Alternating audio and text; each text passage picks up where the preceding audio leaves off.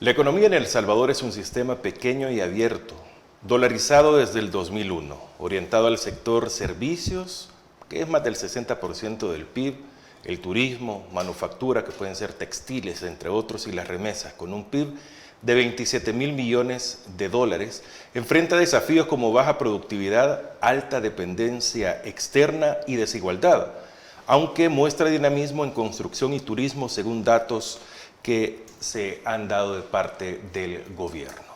¿Para usted hay una dinamización de la economía o El Salvador al fin empieza a dar atisbos de la recuperación de la economía en El Salvador? No sé, piénsalo.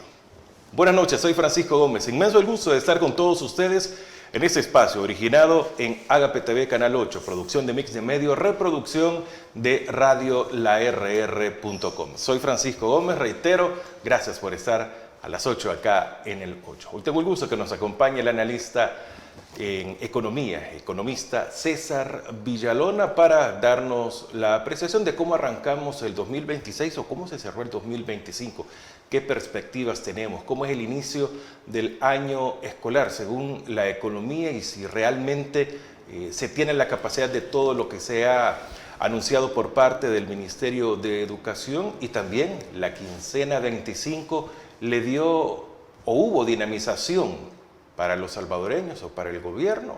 No sé, piénsalo. César, ¿cómo está? ¿Qué tal, Francisco? Gracias por la invitación a tu programa. Bueno, a usted muchas gracias, César. Gracias por acompañarnos en este espacio. Bueno, ha comenzado el año escolar con mucha expectativa, muy pomposo, con muchas cosas, digamos, con mucha emoción de los niños, aparentemente, en nuestro país, en el sector público sobre todo. ¿Cómo arranca el año escolar realmente, César, si la educación la trasladamos a la economía?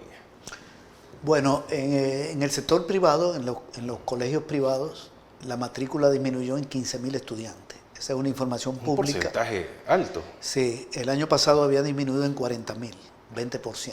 Ahora réstale 15.000 más, o mejor dicho, réstale otros 15.000 y te da 55.000. Ya estás hablando de como un 25% menos, pero este año arrancó con esa caída. El presidente de la Asociación de Colegios Privados atribuye la baja a lo mismo que el año pasado. El alto costo de la vida obliga a las familias a sacar a sus hijos de los colegios privados, que son un poco más caros, o son más caros, etc. O sea, problemas económicos de la familia. Es la explicación que da. Entonces está vinculado a la economía, como tú preguntabas. Entonces los pasan al sector público. No, entonces, ¿qué pasó el año pasado? Que disminuyó en 40.000 en el privado, pero en el sector público disminuyó en 20.000. Entonces hay una información que están sacando gente pro gobierno, que me parece que es una línea de arriba de la presidencia, que para que se divulgue esta idea de que la gente está pasando del sector privado al público porque el público está mejorando mucho. Pero resulta que la matrícula en el público disminuyó en 20.000 el año pasado. Entonces, ¿cómo se puede explicar esto? ¿Dejan de estudiar? Sí, está disminuyendo la cobertura escolar. Esa es la explicación. Está disminuyendo. Si no lo manda a la escuela, a un Pero niño, es una cantidad a una bastante niña, grande digna de un estudio, porque hay facilidades en el sector público, presuntamente, y también la seguridad. Dicen que esto ha provocado que más niños vayan. Sí, pero esa es la opinión del gobierno. Pero ¿cuál es la realidad? La realidad son estos datos. No tenemos la cifra de este año, acaba de comenzar en el sector público. Vamos a ver qué sucede con la matrícula. Pero es muy probable que muchos jóvenes ya no estén en el país. La inmigración es muy grande. Aquí es muy grande. La población ha disminuido. Y la migración, en un análisis, ¿cómo se podría, a dónde se ubica? Bueno, lo que yo tengo son los datos de la población salvadoreña, que pasó de 6.700.000 a 6.340.000 y pico. 400.000 personas. Menos que en el 19, con respecto. Viviendo en El Salvador. Sí, la población acá. Hay otro dato del censo que habla de 6 millones, pero no podemos comparar el censo con la encuesta de hogares. Yo estoy comparando las dos encuestas de hogares. Si son 6 millones, imagínate, es menos gente todavía.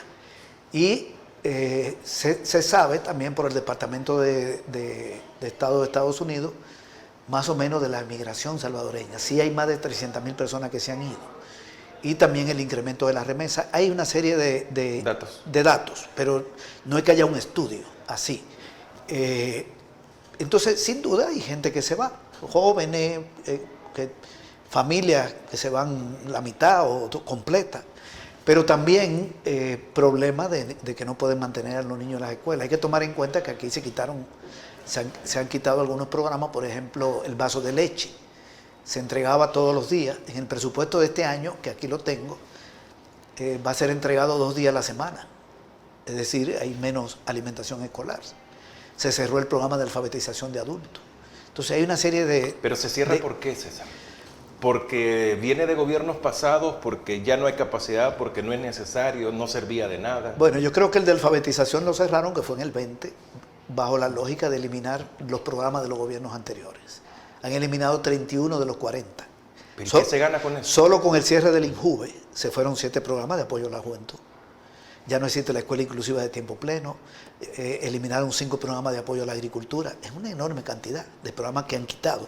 Mantienen los paquetes escolares porque es muy sensible, es muy grande. Un poquito de alimentación, sigue Ciudad Mujer, golpeada, disminuida también. Algunos se mantienen. Yo creo que es parte del periodo que estamos viviendo. Tiene un gobierno que quiere hacer creer que todo el pasado fue malo, borrar lo que fue el pasado, apropiarse incluso de obras heredadas.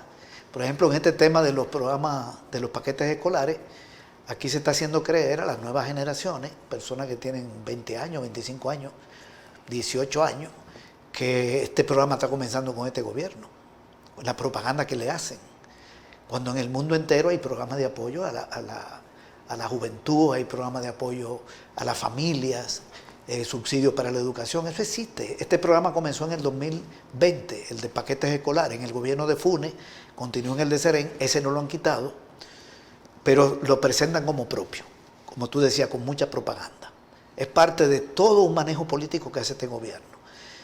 No beneficia a la gente, el cierre del INJUVE no beneficia a la gente, el cierre de Ciudad Mujer, si la cierran, no beneficia a las mujeres, pero le sirve al gobierno para eliminar programas simbólicos que venían de gobiernos anteriores, en su política de golpeo a lo que fue el pasado, los gobiernos del frente y los gobiernos de arena, porque es una política que tienen, dentro de una lógica, ¿cómo llamarle?, contrarrevolucionaria, etc. Hay varias formas de plantear esto. La cuestión es que en educación hay menos apoyo, y eso se expresa en la caída de la matrícula. Fíjate que los paquetes escolares se le entregaban a 1.300.000 estudiantes hasta el año 2019. A partir del año 2020, ese fue un año de pandemia, obviamente, difícil, pero a partir de ese año cayó a 1.200.000. Vamos a ver este año si aumentó la matrícula o no, pero lo que han dicho las autoridades de educación es que se lo van a dar los paquetes, los uniformes, los calzados, los útiles a 1.200.000. Es decir, que este programa se ha disminuido. Para colmo, los zapatos los está trayendo una empresa, lo está vendiendo una empresa de Brasil. No sé qué empresa de aquí se lo compran a la brasileña, importadora.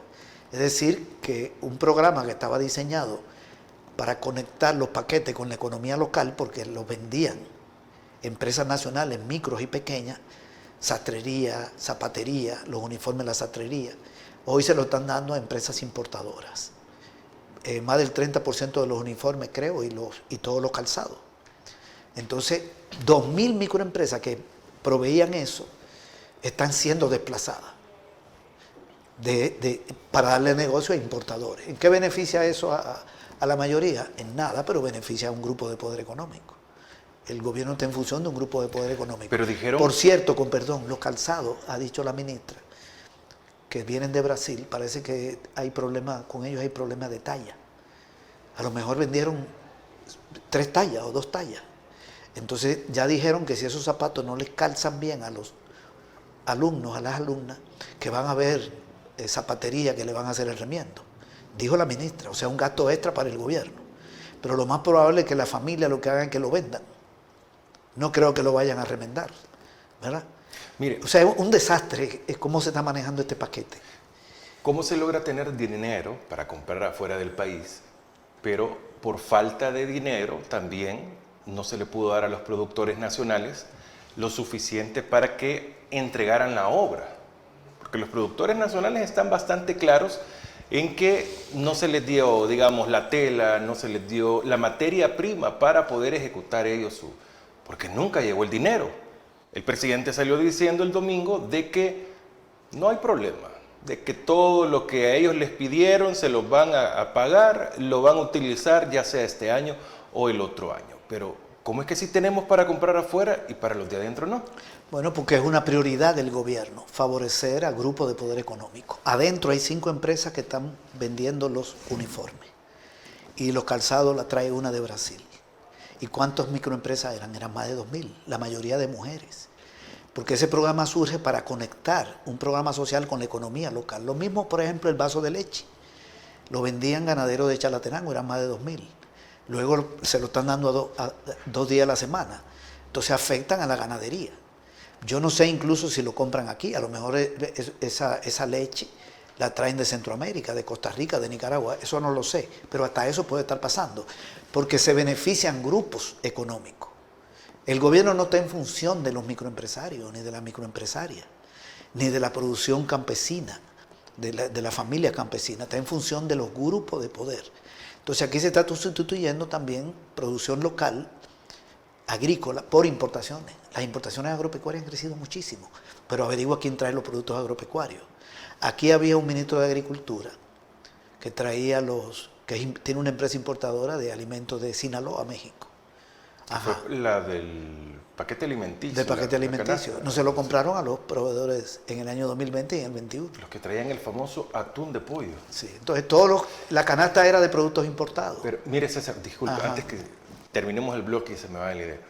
Pero recuerdo también unos videos donde estaban N cantidad de presos confeccionando y que dijeron que iban a confeccionar los uniformes. Ese fue un video, fueron varios videos donde estaban promocionando esto. ¿Dónde queda eso también? Eso es falso. Esos son videos para el exterior, para que en el exterior digan... ¿Qué se gana? Qué interesante. La imagen de Bukele en el exterior. Aquí adentro eso no tiene impacto. Y eso es por eso, confeccionando. Entonces hacen unos videos, llegan a Costa Rica, llegan a Honduras, llegan a cualquier otro país y la gente ve que hay presos y que bien que estén presos, ¿verdad? Porque eran delincuentes. A lo mejor son presos que están ahí desde hace 30 años, hace 20 años. Pero bueno, está el video y luego que lo ponen a trabajar, y qué bueno que lo pongan a trabajar para confeccionar, pero no es real. Eso se lo han dado a los grupos de poder. Y 16 millones de dólares la importación. Y las empresas locales. Entonces, todo eso es una propaganda. Pero en el fondo, esto es lo que tenemos, en términos ya de la ejecución. Pero te quería decir otra cosa sobre la educación. Fíjate que el año pasado ya salió la información financiera del gobierno del 2025. ¿Puedo dejar eso para el siguiente bloque? Sí. Solo hacemos una pausa. Qué interesante se pone la plática con César Villalona, economista en No sé, piénsalo.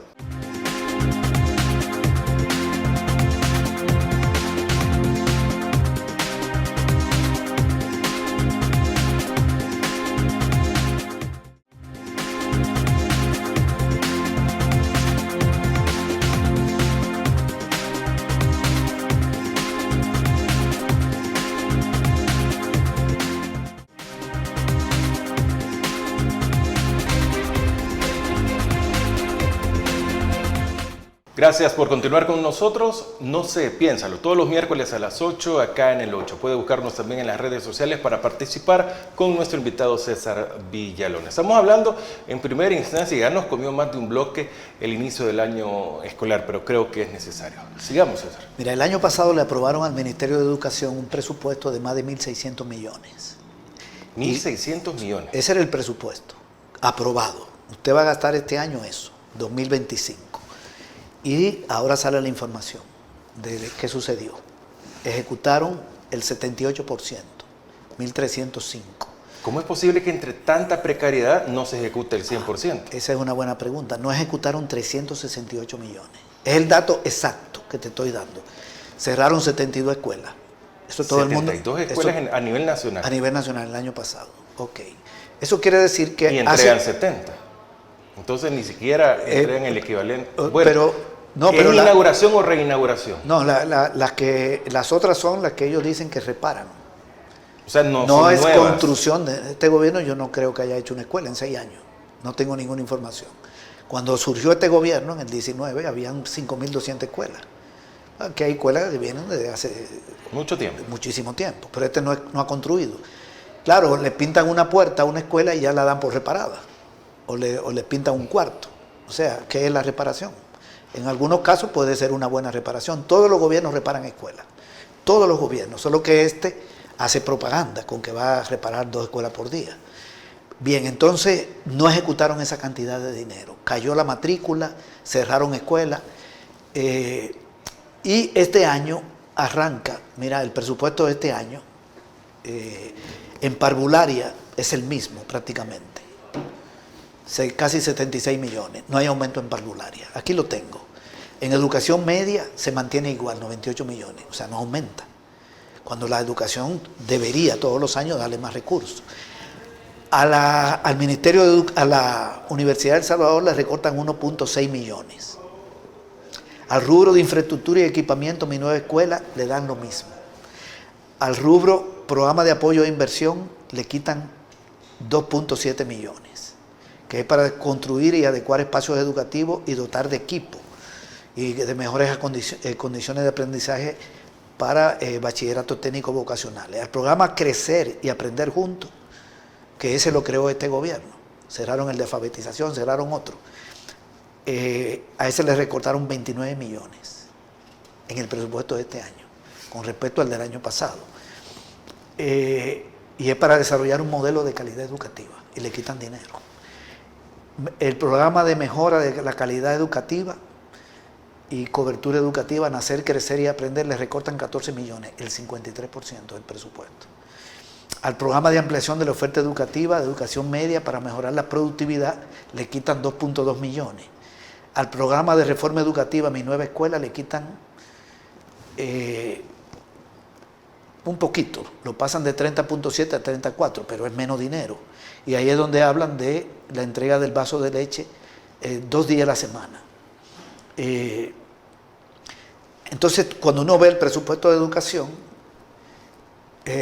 el anterior no bien ejecutado, sino con una ejecución muy mala, 78% de lo aprobado, con respecto al Producto Interno Bruto, que es una variable que utilizan los gobiernos, ejecutaron más o menos, de acuerdo al ejecutado y al PIB, 3.4. Cuando ellos dicen que va a ser 4, que va a ser 5, que nunca en la historia...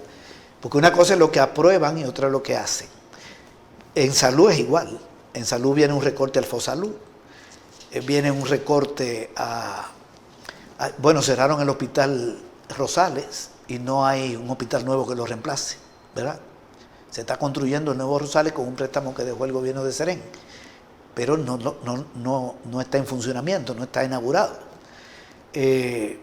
Al rubro de desarrollo de la inversión, que es fortalecimiento de la infraestructura y equipamiento de la red de establecimientos de salud, a ese le quitan 3 millones, no, 1 millón, y al fortalecimiento de la red hospitalaria le quitan 7 millones.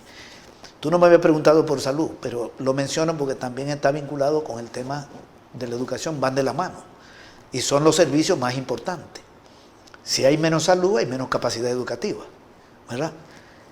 O sea, si se enferma más gente, si la medicina está más cara, si hay menos atención en el primer nivel de salud, si están cerrando hospitales, despidiendo gente, etcétera, entonces también la educación se ve afectada. Van de la mano las dos cosas. Son las dos áreas sociales más importantes del gobierno dentro del presupuesto. Pero hay otros ministerios que llaman la atención, por ejemplo el de vivienda. Al Ministerio de Vivienda, cuya misión es hacer viviendas populares para los sectores de bajos ingresos, en un país donde hay un déficit de vivienda de 500.000 unidades, según Casalco, le aprobaron un presupuesto de 11.2 millones. Y resulta que no ejecutaron 4.1. O sea, un presupuesto de 11 millones, 200.000 dólares, que si todo es para hacer vivienda, yo creo que no hacen ni 100. Sí. Y para colmo, no ejecutaron 4.1, que es el rubro de activo fijo, porque el resto es pago de salario, compra de bienes y servicios. O sea que yo creo que ese ministerio no hizo una vivienda. una sola vivienda, pero están hablando del aumento del sector construcción, de un desarrollo del sector construcción, porque están haciendo edificios de apartamentos para ricos, torres de apartamentos. Cuando tú hablabas del crecimiento económico, el sector dinámico es la construcción. Sí, pero no es la lógica de los sectores populares. Sino no es la vivienda de función social. No es la que va a aliviar el déficit habitacional que es de cerca de 400.000 viviendas en el país. Casalco dice entre 400.000 y 500.000, dice la empresa de la construcción. Hay una diferencia grande, pero quédate en 400. Por 4 personas, por familia, son 1.600.000 personas. Pues son 400.000 familias que necesitan vivienda. Entonces no hay dinero para viviendas populares, pero hay una ley que permite que una torre de apartamento de 35 pisos, la empresa que la haga no pague impuestos, ni renta. Mire, o sea, no tiene ninguna lógica de los sectores populares, pero sí de los sectores de poder. César, digamos en salud, una cantidad impresionante de millones de dólares no se ejecutaron. La pregunta es repetitiva, es ingenua, pero ¿qué pasa con ese dinero que no se ejecuta? Sí, en salud no ejecutaron 107 millones. ¿Qué pasa? Pero cerraron 50 unidades de salud y despidieron personal y hay menos medicina, etc. Lo que sucede es que aprueban un presupuesto y luego viene la verdad. Este es el dinero. ¿Se puede ejecutar este presupuesto? El presupuesto entonces, es un supuesto, ¿no? Sí. Digamos que vamos a tener $100. El presupuesto tiene 2 componentes. Una proyección de ingresos, que es un estimado, y el gasto. Entonces el gasto le vamos a dar a los ministerios. Hay varias formas de clasificar el gasto, pero la clasificación institucional, a salud tanto, 16 ministerios, pero también la Asamblea Legislativa, también CAPRE, también aquí, también allá, la Fiscalía, etcétera, y la inversión y el pago de la deuda. Ok, entonces, una cosa es lo que se aprueba, pero esto se puede ejecutar si aparece el dinero, ¿verdad? Entonces, cuando uno ve la recaudación, con respecto a lo estimado, a lo que estimaban, cayó en 21 millones. Es decir, no recaudaron lo que necesitaban para financiar el presupuesto. Recurren a endeudamiento, porque siempre tienen endeudamiento. Pero resulta que le quitan a un ministerio y le pasan a otro. Por ejemplo, la oficina de la presidencia. Aquí tengo el dato. La oficina de la presidencia. Le aprobaron un presupuesto de 140 millones, CAPRES, y ejecuta 159. Ajá, entonces le quitan al Ministerio de Vivienda 4 millones y se lo pasan a CAPRES. Estoy hablando de monto pequeño, pero asimismo la Cancillería se sobregira. Asimismo está un alto gasto militar, etc. Entonces hay una hipertrofia por aquí y aquí hay una reducción. Y lo otro es el pago de la deuda, que fue casi 400 millones más, un poquito menos creo, de 400 millones de lo que habían puesto que iban a pagar de deuda. ¿Por qué pagaron más? Porque arranca el año y comienzan a recibir préstamos, porque le meten para otras áreas y comienzan a pagar deuda. Pagaron deuda por 2.840 millones, 2.800, que supera todo lo que le dieron a salud, a educación y a agricultura juntos. 3 ministerios, los 2 más importantes y el otro vinculado a la producción agrícola, que por cierto el de agricultura no ejecutó 25 millones de lo que le habían aprobado. Y con tanta necesidad. Es que con tanta necesidad. Lo que no explico, César, es que digamos educación, salud, agricultura, no sé qué otro ministerio, con tantas necesidades en el país y no se ejecutan. ¿Y cuáles son las necesidades del gobierno? Es levantar la agricultura. No es levantar la agricultura, son los videos para el exterior. Es el gasto de Cancillería, el gasto de CAPRE, es el gasto militar. Y yo no sé si aquí hay algo que tenga que ver con corrupción pública. Yo no tengo detalle, pero también llama la atención esa mala ejecución. También en obras públicas. En obras públicas ejecutaron el 45. Entonces, pero el pago de la deuda se disparó en más de 400 millones. Mientras le están quitando 390 y pico a educación. Y priorizan aquí. Y la deuda crece. Porque el 61% de lo que pagan es intereses, que no bajan la deuda. Entonces pagan 2.800, pero la deuda no baja en 2.800, 2.840. Y piden préstamos nuevos.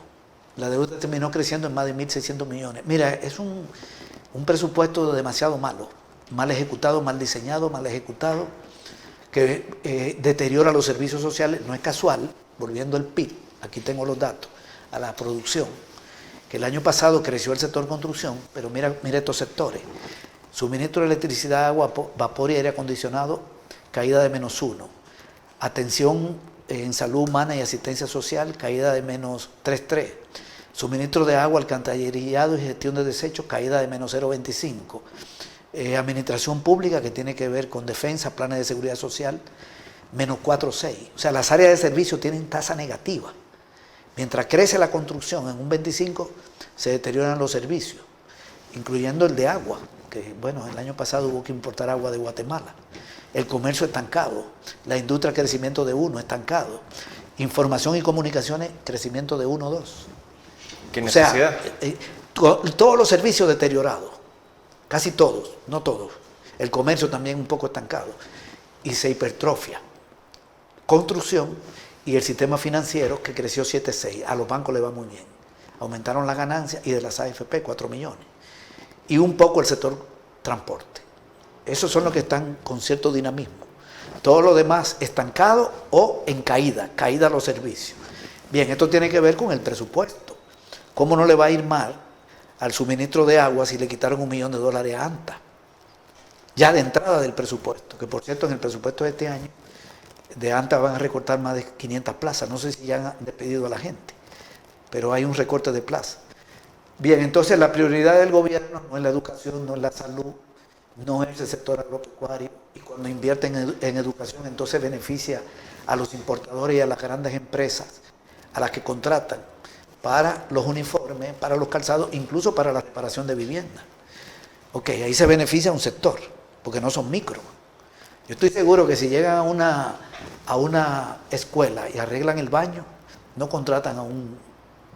Al fontanero de la zona. No. Estoy casi seguro, yo no tengo los detalles.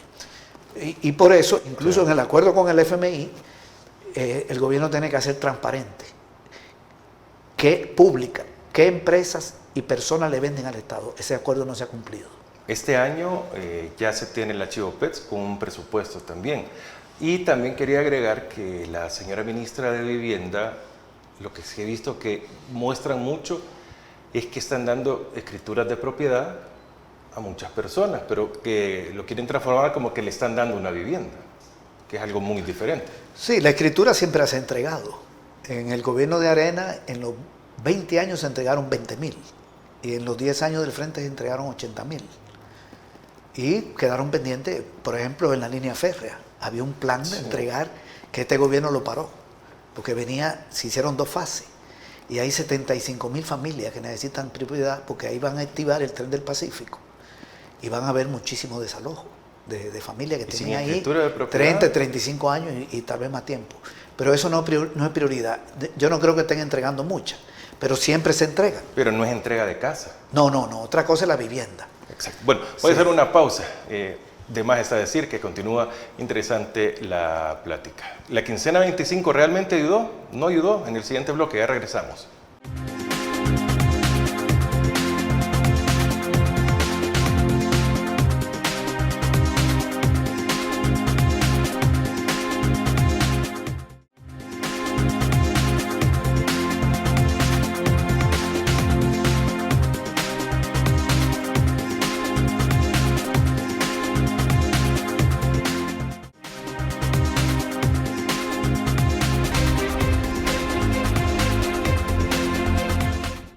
Bueno, estar con todos ustedes. Estamos en este tercer bloque de los miércoles en Agape TV Canal 8. No sé, piénsalo.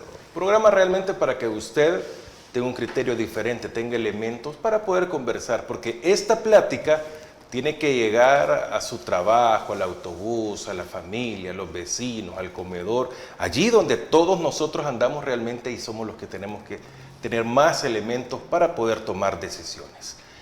Y un tema que fue de enero completamente, no sé si fue únicamente publicidad, pero sí se habló en todos los sectores. La famosa quincena 25, ¿quién la dio, quién no la dio?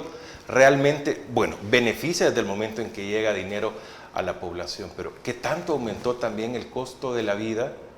¿Cómo se va a pagar esto? Y si solo un sector fue ayudado. ¿Se dinamiza la economía con esto, César? No, yo creo que ese es un medio salario demasiado bajo.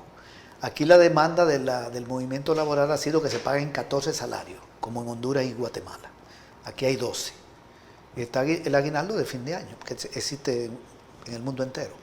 Pero en estos países hay 14 salarios y los mínimos son más altos que aquí, sobre todo en Honduras. Hay pequeñas empresas que pagan más de $400, porque hay salarios según el tamaño de empresa. Entonces, lo que se le ha ocurrido a este gobierno no es ampliar, cumplir esta demanda de, por ejemplo, dar 13 salarios, dar 14, sino dar la mitad de un salario en el mes de enero. ¿Con qué propósito? Yo creo que eso tiene que ver con el arranque para el gobierno de la campaña electoral. Es decir, vamos a darle dinero a los empleados y las empleadas públicas que ganan menos de $1.500, la gente me lo va a agradecer para que voten por el partido de gobierno. Ok, una medida de campaña. Yo no estoy en contra de que a alguien le den $500, $600, $400. No estoy en contra. Pero creo que es una medida más electoral que de mejorar las condiciones de vida de la gente e estimular la demanda. Y es muy limitada, porque aplica en el gobierno. La información que yo vi es que eran como 60 millones que se iba a gastar en eso, y en el sector privado es obligatorio el año que viene. Este año es opcional. Casualmente, semanas antes de las elecciones. Exactamente. Y este año parece que lo iban a entregar las grandes empresas, no las micro, pequeña, mediana, no es obligatorio, que son el 99% de las empresas del país. Las micro, pequeña y mediana son el 99.4% de las empresas. Claro, en la grande trabaja mucha gente. Y entonces, yo no sé el impacto en la grande, cuántas la han entregado, pero en el gobierno se habla de 60 millones. Sin duda eso se va a volcar al consumo. Lo más probable es que entre enero y febrero puede ser que hay gente que le alcance un poquito. Ok. Pero en marzo la gente vuelve a su vida normal, porque no le han aumentado el salario. Otra cosa es que a una persona le digan, su salario pasa de $500 a 580 y lo va a recibir todos los meses. A que le den un dinero para que se lo gaste de manera concreta en un determinado mes. Eso se va a volcar a cierto consumo, que por cierto beneficia a los grandes, porque hay gente que lo que va a comprar es en supermercados, que puede hacerlo. Gente que va a ir a farmacia. Es decir, Calleja va a dar el aumento en su supermercado. Sí. Pero los empleados y las empleadas públicas que ganan 1.200, 1.300, 1.500, que compran ahí, van a comprar más, los recuperan. O sea, por eso estos grupos oligárquicos les han dado el apoyo, para que haga política y porque le retorne el dinero. Bien, pero ¿eso tiene un impacto grande? No, yo creo que no, porque nosotros tenemos un país con un Producto Interno Bruto de $36.000 millones, que son un incremento de la demanda de 60. Lo que se necesita es una política de aumento de demanda permanente y de alto nivel, que tiene que ver con el mayor gasto público, por ejemplo. Que el gobierno, en vez de tener un presupuesto en el 2026 menor al del 24, incluso al del 24, en más de 500 millones, más chiquito, y salarios tan bajos y pensiones tan bajas, que haya una inversión pública mayor. Eso sí dinamizaría la economía. Pero los datos que yo te estaba dando, por ejemplo, de educación, de salud, pero hay otros ministerios, lo que expresan es que este es un año de un gasto que no va a crecer mucho. El presupuesto no es una herramienta para el crecimiento económico. Y la mayor parte del presupuesto se va en el pago de la deuda. Okay. Y en gastos que no son buenos, como esto de propaganda, etc. De manera que eso tiene un impacto muy limitado en enero, febrero. Y a partir de ahí continúa. Y va a provocar endeudamiento público. Yo creo que el dinero lo van a sacar de préstamos de las AFP. Te lo digo por lo siguiente. El año pasado las AFP le prestaban el dinero que no es de ella, es de la gente que cotizan, al Estado 47 millones por mes. Ese fue el promedio. Pero hubo un mes donde prestaron 105, que fue el mes que dieron el aguinaldo. Octubre. Ok, yo no tengo prueba de que fue préstamo de la AFP. No puedo dar esta información, ¿no? Pero sí creo que hay indicios de que fue préstamo. Indicio, voy a utilizar esa palabra.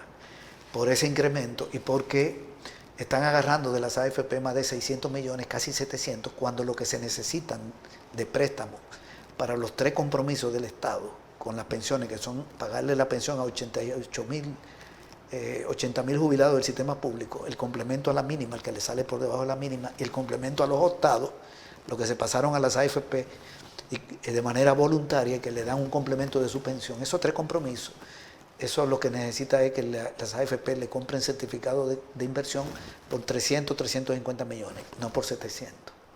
De manera que ahí se está agarrando dinero para otras cosas, creo yo. O sea, no tengo la prueba, pero tengo la sospecha. Entonces vamos a ver en enero cuánto le prestan las AFP al Estado. Si le van a prestar los mismos 47 y ahora los 60. Entonces, ¿de dónde está sacando el gobierno el dinero para eso? Eso no sale de la recaudación. ¿Qué había recaudado el gobierno en enero cuando entregó esto? En enero se va recaudando mes por mes los impuestos al consumo. Pero no es que si lo entregaron el día 15, ya habían recaudado, faltaban 15 días del mes. Y la recaudación no da para eso, tampoco para 60 millones. Incluso violaron el presupuesto, porque el presupuesto tiene un artículo que dice que no se pueden subir las remuneraciones. Claro, no lo han puesto como salario. Así se cuidan un poquito, pero no es más que la mitad de un salario. Es una remuneración. Y que va a estar ya establecida. O sea que El Salvador va a tener 12 salarios más la mitad de otro. Así va a quedar. Bien, entonces yo creo que no es un factor de expansión. También ellos calcularon que en el último trimestre del año 2025 la actividad económica bajó. Hay una información que todavía no está consolidada de que el Producto Interno Bruto solo creció 1,5. De manera que cerramos el año con un crecimiento menor, ¿no? No es negativo, digamos, caída de la producción, pero una tendencia a un estancamiento. Y vamos entonces a arrancar el año aumentando un poquito la demanda, a ver si revertimos la tendencia. Pero no, esa cantidad de dinero no es un factor de reactivación. Bueno, vamos a hacer una nueva pausa. ¿Cómo arranca el año o cómo terminó el 2025? Esa es la pregunta que viene para César a continuación.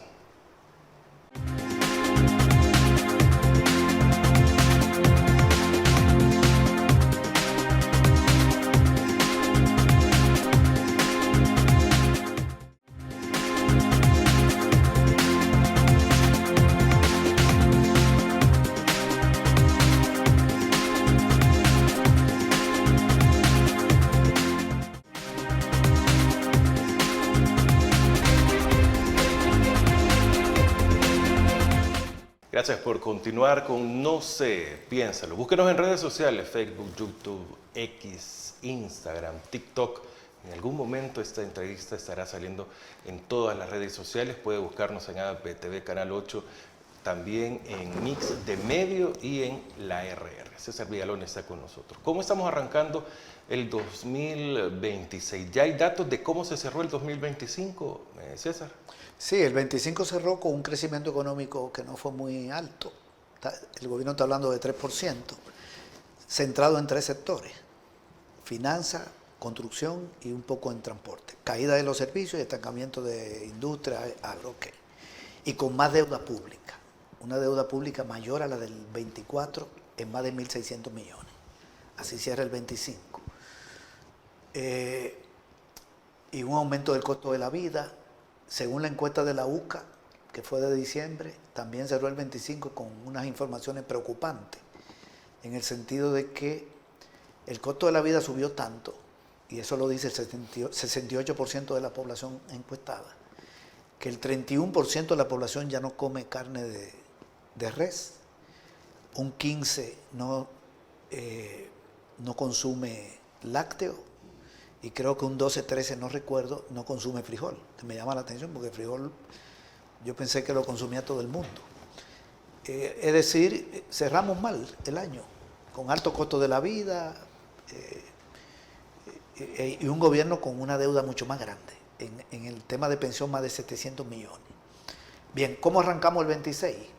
Bueno, con un presupuesto que no es un instrumento de desarrollo, que tiene recorte en 4 ministerios, estancamiento en otros, recortes en muchas áreas importantes de salud y educación, un presupuesto que no va a impactar en el mejoramiento de la economía, que es pequeño, porque hay un programa de ajuste aprobado o impuesto por el Fondo Monetario y acordado con el gobierno, que obliga al gobierno a un ajuste fiscal de reducir gastos para garantizar el pago de la deuda. Ok, entre otras cosas. Arrancamos el año con una caída de la matrícula escolar en el sistema privado, no sé en el público. Arrancamos el año con despidos. Hay despidos en salud, creo que en educación se están dando despidos, y este año va a haber recorte de plaza y aumento de plazas en CAPRE, porque crearon la Secretaría de Valores, que va a comenzar a funcionar este año para infundir valores tradicionales en la sociedad, pero sobre todo en el sistema educativo. Bien, entonces así arrancamos el año también con un acuerdo con el gobierno de Estados Unidos relacionado con el tema del comercio y las inversiones, que va a ser negativo. En el año va a ser negativo, pero sobre todo va a ser negativo para los próximos años. Fíjate lo que hizo el gobierno de Estados Unidos. A los productos salvadoreños que se venden allá le puso un arancel de 10%.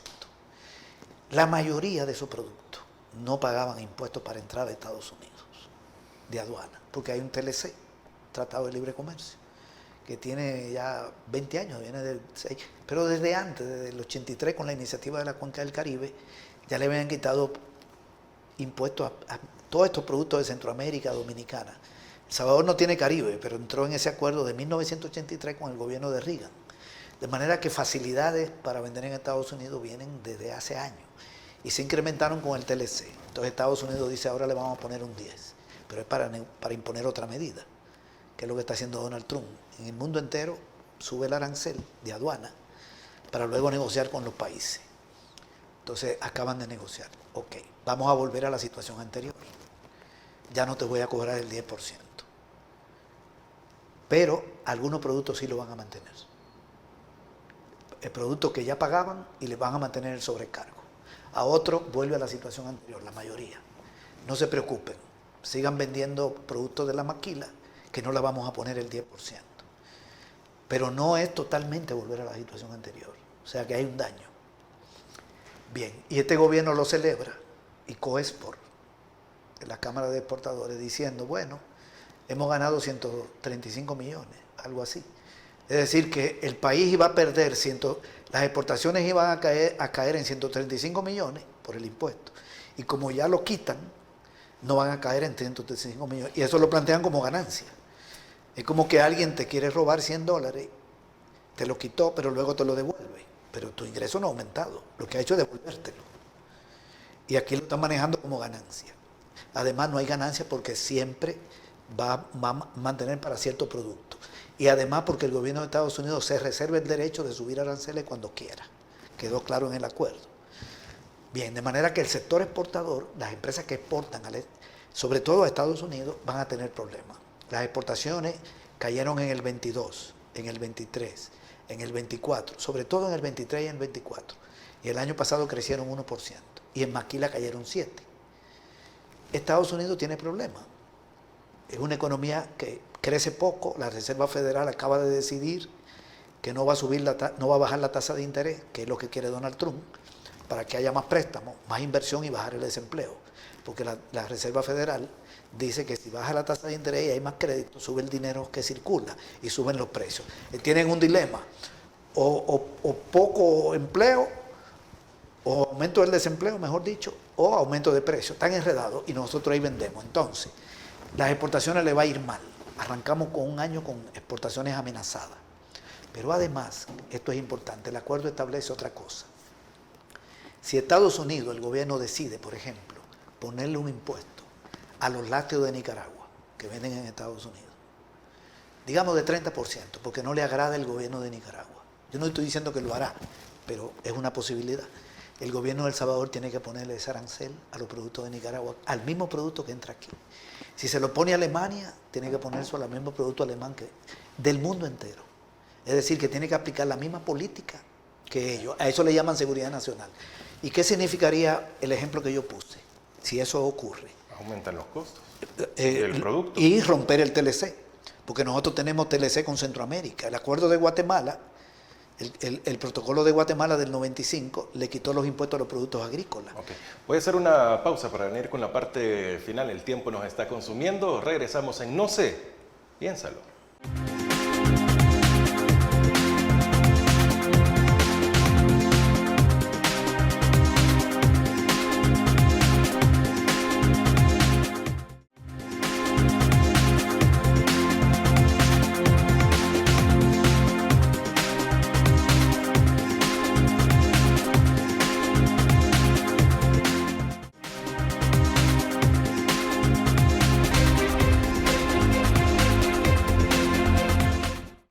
Bueno, vamos a la parte final. Vamos a sacar el extracto de lo que resta de información con César Villalón acá en Agape TV Canal 8. Adelante, César. Sí, te quería decir entonces, que si sucediera algo así, eso significa que habría que poner impuesto a los productos que Nicaragua vende aquí. Pero hay un tratado comercial. Pero podría pasar con Costa Rica, con México, con Colombia. Este país compra en todos esos países. ¿Sí? Entonces, nos han impuesto una medida que nos arrastra a pelear con otros países, a meternos en un conflicto de poner arancel, incluso violando la integración centroamericana, si fueran países de Centroamérica. Pero Guatemala también lo firmó. Sí, yo no tengo el contenido del de Guatemala, pero puede haber parecido. Ok, entonces, imagínate lo que significaría eso. No quiere decir que Nicaragua nos deje de vender, sino que va a entrar caro, porque este país no tiene capacidad de levantar la producción ganadera, agrícola, en este caso de lácteos, etcétera. Entonces eso va a generar inflación acá. Pero Nicaragua respondería subiendo la arancel a los productos salvadoreños y afecta nuestras exportaciones. Entonces Estados Unidos nos está arrastrando a un conflicto con países con los que ellos tienen conflicto. Y eso está firmado. Y lo otro es que le pusieron como condición a este gobierno que no permita aquí entrada de inversiones de otros países en aspectos relacionados con la tecnología, con la infraestructura, con la energía nuclear, si es que va la energía nuclear, porque lo que quieren es que China no venga a meterse en esos sectores. Y este gobierno le han amarrado la mano ahí. Ese es el acuerdo. No hay ningún beneficio, ni vamos a vender más a Estados Unidos, se mantienen algunos impuestos para las exportaciones y nos arrastran a otro conflicto. Y lo otro es la remesa este año. Este año no va a ser un año de un aumento importante de la remesa, que fue lo que ayudó a la economía el año pasado, porque el año pasado las remesas crecieron en 1.400 millones con respecto al 24, una cantidad enorme. Fíjate que las remesas venían creciendo 5 o 6% al año, 400 millones, 480 millones, 500 millones, y en un año llegan a 1.400, casi a 10.000, un salto. Bueno, crecieron en todos los países de Centroamérica, en México, en República Dominicana, la gente mandó más dinero, las amenazas de que la deportaran, el impuesto que le iban a poner, bueno, hubo un sobreesfuerzo. Pero ahora yo voy a lo siguiente. Un salvadoreño o una salvadoreña que a su familia le mandaba $200 y el año pasado le mandó un 20% más, las remesas crecieron 18, digamos que le mandó 20 más. ¿Cuánto es? 240. ¿Le va a mandar 40 más este año? No. ¿O le va a mandar lo mismo? Lo mismo o probablemente menos. O le puede mantener el sobreesfuerzo que hizo, o le puede subir $5. Pero no creo que haya un sobreesfuerzo como el que se hizo, de manera que las remesas tienden a estancarse en el año 2026.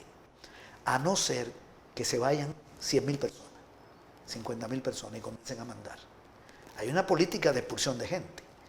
Eso de no apoyar la agricultura es para provocar emigración y que haya remesas. En el campo trabajaban casi 500.000 personas en el año 2019, como 495.000. Y ahora están trabajando como 120.000 menos, 160.000 menos, 300.000 y pico. Eso es emigración, no es muerte. Una parte muere, pero también nace gente. Ok, otros llegan a la edad adulta, entran en población laboral y está disminuyendo la población que trabaja en el sector agropecuario. Y las importaciones crecen. Entonces, si este gobierno mantiene una política que provoque migración, Entonces podrían un poco crecer la remesa. Pero yo creo que no van a crecer en 1.400 millones. Sin ese incremento, si ese incremento hubiera sido de 400 millones, que es normal, o 500, y no hubieran entrado 900 de eso, la economía hubiera cerrado muy mal el año pasado, porque eso le da capacidad de consumo a la gente. Las remesas se van en compra, pero no solo se van en compra, que dinamizan, sino que también el gobierno capta dinero. Cuando una persona compra, si compra en el sector formal, si compra medicina, paga IVA, paga impuestos y llegan al gobierno. Y las remesas se depositan en la banca, la empresa que la recibe la deposita en la banca y financian importaciones. Entonces por eso se puede importar maquinaria, materia prima para el aparato productivo.